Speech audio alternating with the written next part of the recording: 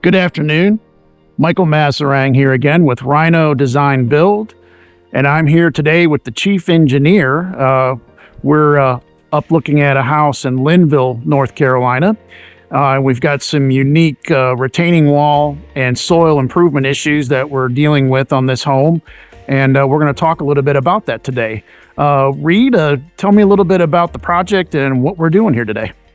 Yeah, Reed Bailey with Rhino Design Build, and we're here at this house in a lovely neighborhood. It's the Grandfather Country Club and Golf Course community.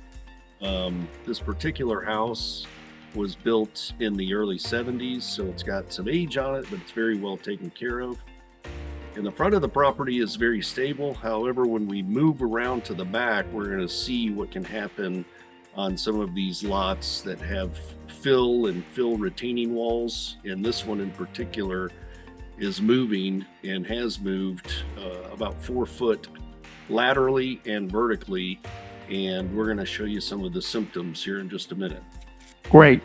All right, here we are in the backyard, so Reed, we have multiple symptoms of distress here in the backyard, and we'd like to cover, the drainage as well as some of the movement here that we're seeing in the soil and the slope.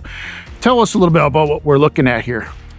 Yeah, so this situation is common in the mountains when you have large amounts of rainfall.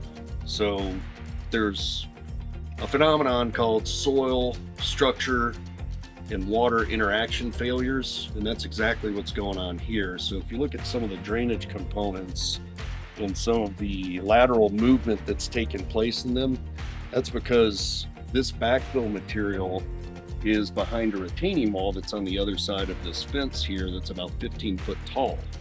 And this backfill is moving vertically and laterally, and you can see this tension crack here is the failure zone, if you will, from this point towards the fence. All of this material is moving with that fill retaining wall that's backfilled, and it's about 15 foot tall and about 80 foot long on the other side of the fence. As we walk along here, you can see that there was a deck over portions of this and had to be removed because of all the movement that's taken place. These footings for the deck aren't really built the way you would want, but they shouldn't be falling apart like this either, because that's taking place because of this global stability issue that's going on. And what that means is it's not just the wall leaning, it means the wall, the backfill, and everything is moving all as one block piece. And as we go along here, just more evidence of that. The good news is it hasn't progressed to where it's affecting the house structure, just the deck. So that's the good news. But as we move around, you can see in these mountain lots, not a whole lot of working room, a lot of limited access equipment's going to be required to remove this backfill, remove the retaining wall, and build everything back new with a new deck. And that sums up what's happening here at this project. Well, great. Yeah, we appreciate the introduction, Reed, and we're going to do several videos on this project.